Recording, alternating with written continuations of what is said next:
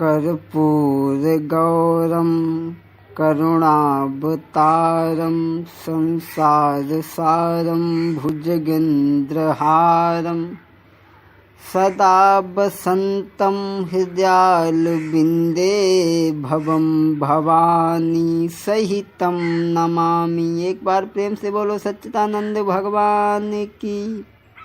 भक्तों, आज के इस प्रसंग में नारद उमा संवाद की विचित्र कथा आप सुनने के लिए चल रहे हैं।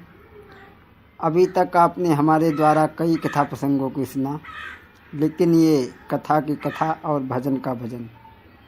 नारद बाबा के हृदय में एक बार ये विचार उठ गया कि मैं काफ़ी दिनों से कैलाश पर्वत पर नहीं गया, मुझे चलना चाहिए।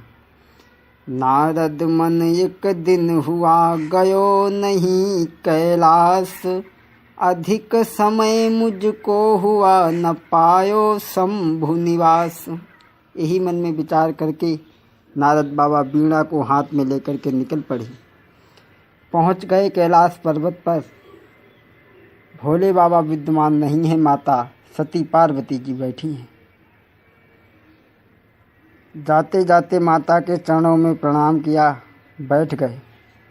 और नारद का अर्थ जानते हैं भैया लोग।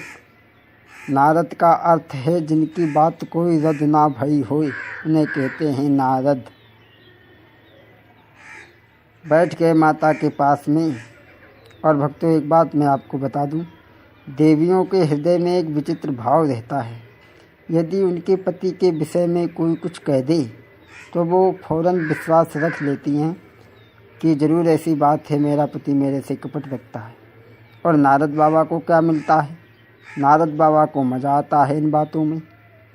जाते जाते सवाल कर दिया, माता जी शिव कहाँ हैं?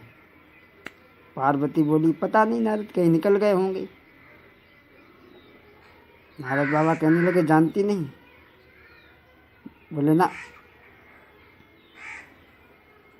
बोले इसका मतलब पति पत्नी के बीच में झगड़ा है। पार्वती बोली, झगड़ा कुछ भी नहीं। नारद बाबा कहने लगे, झगड़ा नहीं है तो मैं नहीं जानती हूँ कि भगवान कहाँ गए। अच्छा, एक बात हमें बताओ, क्या तुम अपने मनई के मन की बात सब जानती हो? पार्वती बोली, कैसी बात करते नारद? अरे वो स्त्री नहीं जो अपने मनई की मन की बात को न जानी, सभी जानती। उसका पति काहे की दाल खाता है, काहे की सब्जी पसंद करता है, क्या भोजन पसंद करता है, किस समय क्या चाहता है, हर स्त्री जानती है। नारद बाबा चुप। नारद बाबा के तो है ही नहीं। लेकिन नारद बाबा को आग लगाना आती है। नारद बाबा सोचने लगे, अच्छा माता जी, हम कुंवारे हैं, तुम हमें पढ़ाई गई, तुम हमको ऐसे भिड़ा में जो याद आ गई। अच्छा, तुम अपने मनई की मन की बात को जानती हो तो हमें ये बता दो। पूछा है बाबा नारद ने, अगर तुम जानती हो तो हमें ये केवल बता दो कि भगवान शिव अपने गले में मुंडों की माला कहाँ से पहनते? भजन भी हैं इस पे कई एक। अब भजन नहीं, खाली कथा सुने केवल।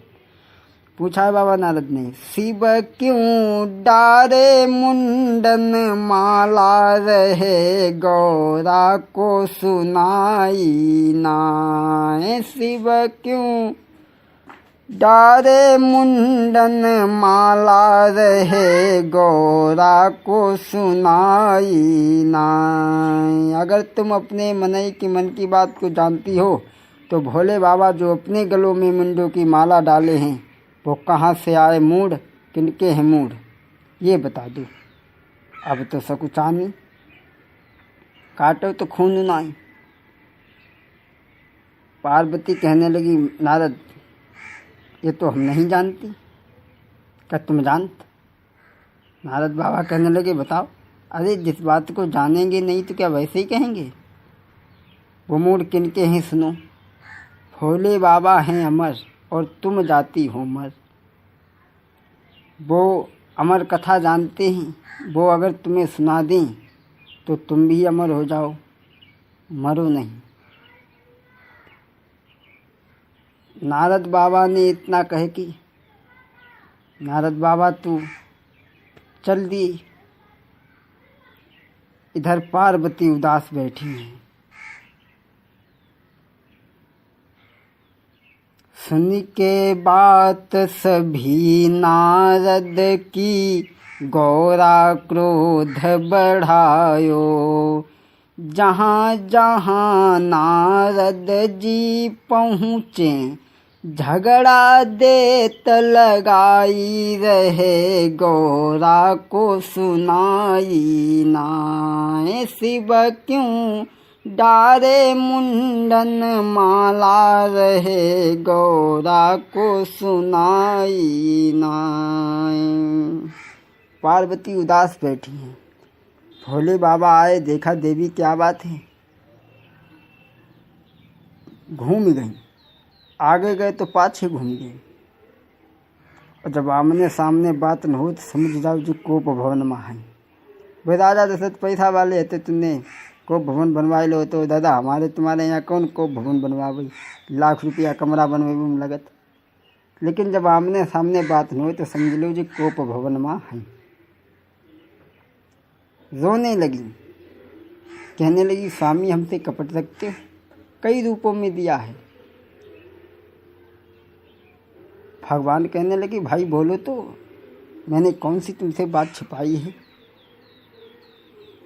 कहने लगी महाराज आप हमसे कपट रखते हो, कई रूपों में दिया है। आपने भजन सुना होगा, आप अमर हो मैं मर जाती, लेती जन्म दोबारा।